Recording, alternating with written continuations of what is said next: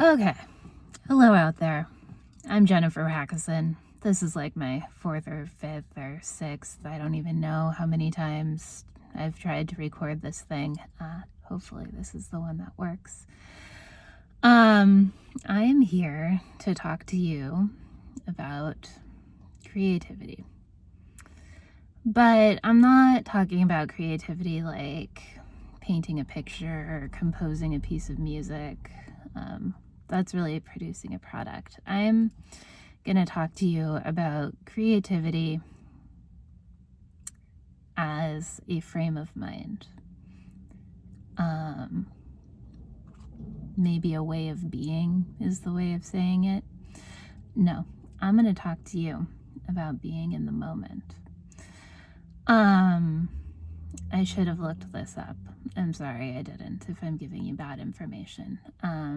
But there is a concept that comes from the anthropological world, studying humans and their rituals and ceremonies and things that they did to give themselves a sense of place and belonging in the world.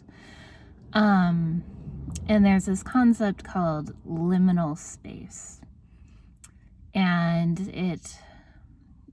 what it is the point in a ceremony when you are no longer the person that you were going into the ceremony, and you are not yet the person that you're going to be on the other side of the ceremony. So you're in this space. This anthropologist described it as being in betwixt and between. And I kind of like those two words. And that's exactly where we are right now in this bizarre situation that we find ourselves in. Our society has changed drastically. We are living our lives very differently than we were. And we are not going to continue living this way forever. We also don't know how long it's going to last. This can be a scary thing.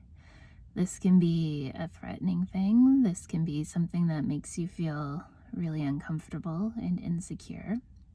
Or you can look at it as if you're in this ceremonial space.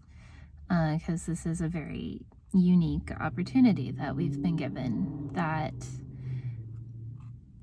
no matter what, life as we knew it is not happening right now. And things are not going to go back to the way they were for who knows how long. And we have to live with this, and we have to parent with this, and we have to homeschool our kids with this, and we have to be married in this, or not married in this, or whatever your situation is, you have to live in this, and you don't know what's going to be on the other side.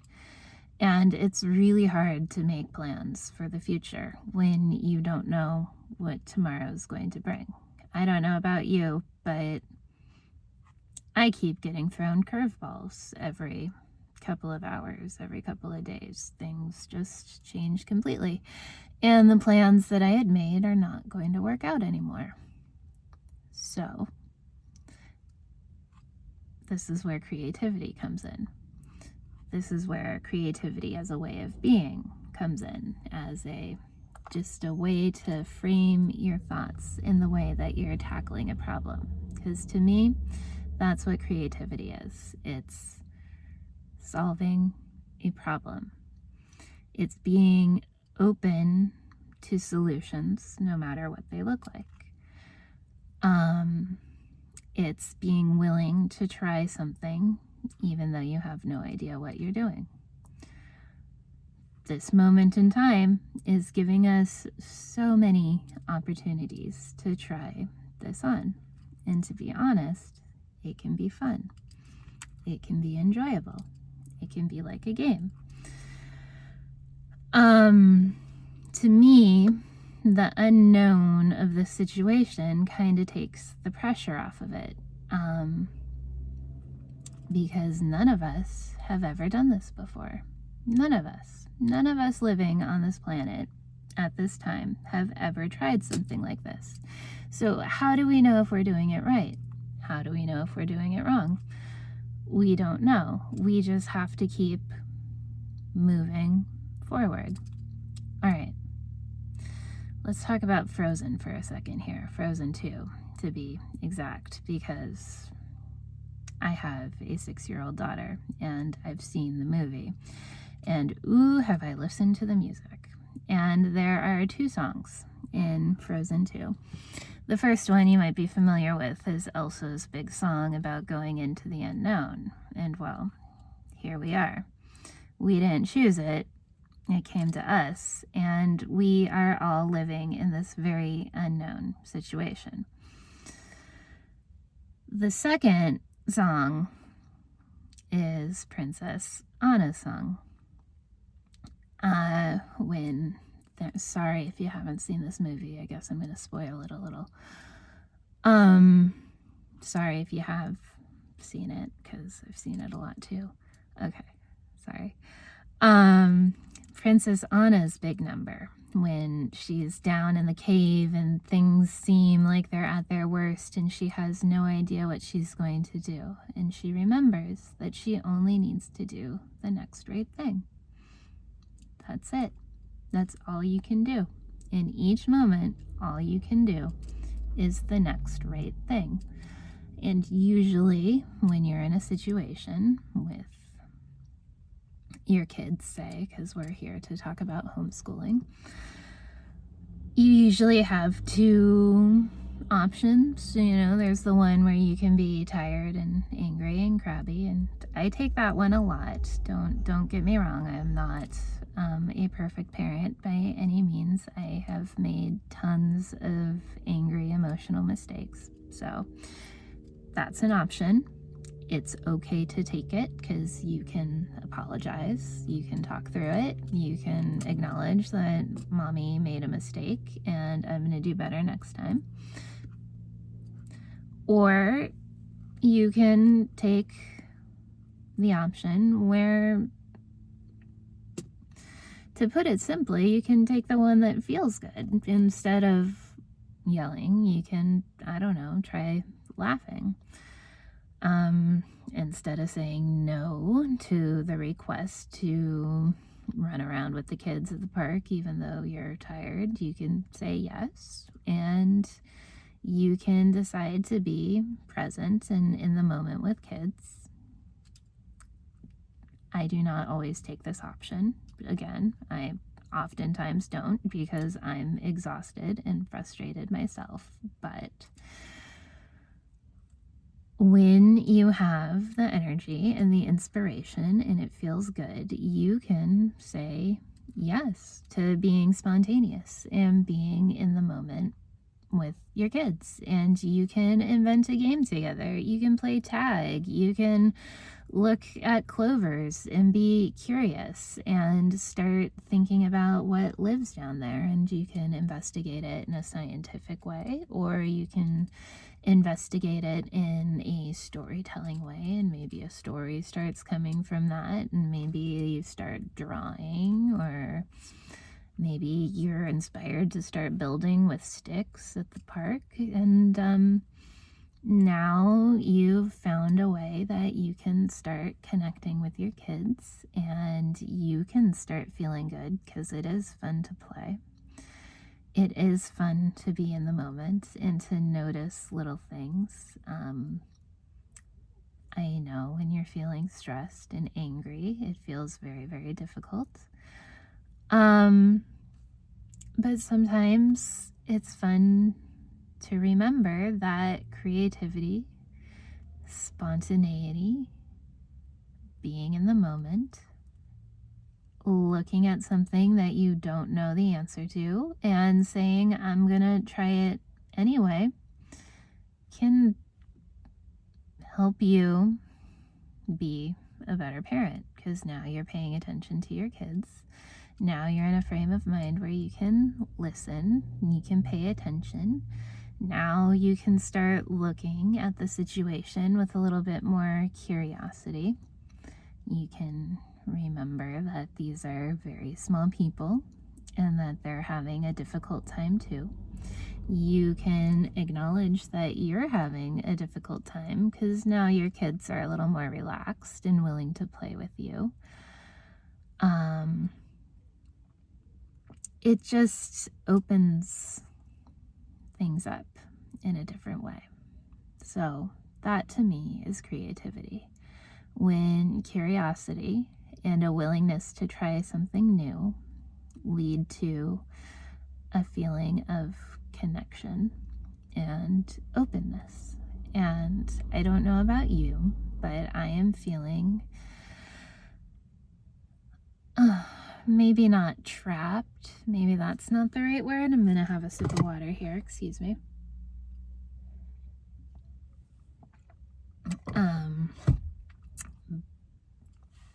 But I live in a small space with 4 people, me included. There's 4 of us, 4 people, 1 cat. And we all have to figure out how to navigate this space in time together.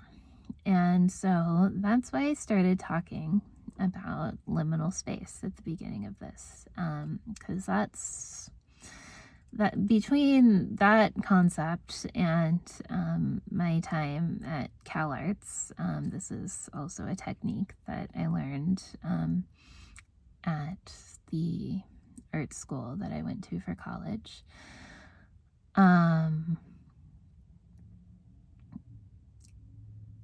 Curiosity and openness lead you to solutions in a time where you don't know what's going on. So what I'm trying to say is that this is an experience that humans have gone through. As long as there's been humans, this is a phase of life that humans have gone through. We used to turn to ceremonies and rituals to teach us how to navigate through space where you didn't know what was happening next. And our modern society doesn't necessarily have a support system for that. Maybe you have one, and that's excellent. But I've always found that I've had to build it for myself, and I found it in the arts and with creativity. I was talking about problem solving earlier and how creativity is a tool for problem solving. So I'm looking at the world around me, I'm looking at my family, I'm looking at our school, and all of us want to have a solution. We want to have an answer. We want to know what's going to happen next. And that solution is not here yet. We're still floating in this space. We're betwixt and between. We're not the same as we were before. And we don't know where we're landing yet. And there's not a thing we can do about it. So I'm going to suggest to you that in moments when you're feeling relaxed, when you're feeling calm, when you're feeling up to it, give yourself permission to try something different. Just say yes in a moment where you might say no. Say yes to baking cookies and having those for lunch instead of a nutritious lunch. There's always dinner. There's always tomorrow. Nobody's gonna die if you have a little too much sugar one day. Try saying yes when your kids ask you to build Legos with them. Maybe you want to jump in the video game world with them. Maybe you feel inspired to paint. Maybe your daughter wants to talk with you late at night, and instead of saying it's bedtime, say, yeah, let's have that conversation. If you try it when you're relaxed, if you try it when you're calm, if you try it when you're open, you might be surprised at the positive experience you have. And you might remember it in a moment when you're not at your best. And it might be there as a little reminder that there is always another option. Even if everything is going wrong, and let me tell you, like, everything has gone wrong for me to make this video for you, but I didn't give up. I could have. Maybe I should have, but I didn't. I kept trying, and I just kept trying different things every time. I was like, you know what? It's not going to work to record this at home. So I tried going to the park, and the gardener showed up, and it wasn't going to work in the park. So here we are in the front seat of my car. I didn't give up. I made you a video. It actually has helped to calm me down. I hope that it's helped to calm you down. I miss all of you. I miss our campus. I miss seeing your kids. I miss sharing these times together. It's weird for me to be talking to you on my own in my car. I don't know who's going to watch this. But thank you for your time. I hope it was worth your while. Maybe you can find me on Facebook. Maybe you have my email address. If you feel like letting me know how this was for you, I always appreciate that. If you don't want to do that, that's fine too. Because I want you to feel comfortable. I want you to feel happy. And I want you to feel confident that even though you don't have an answer, that you don't know anything with certainty right now, I want you to know that things will change again. And we will go back to seeing each other, to being together, to sharing our school together. But right now, try something new. Try something different. Try on creativity. Try being in the moment. Try it with your kids. They're gonna like it. I promise. You're gonna have fun doing it too. I promise. But only if you do the thing that feels good just for you.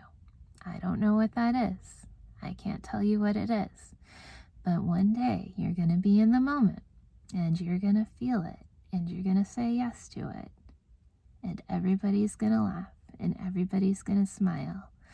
And you're gonna say, oh, that's what Jennifer was talking about. That's what creativity is. And that little seed that you discovered is going to keep growing. You've got this. You can get through this.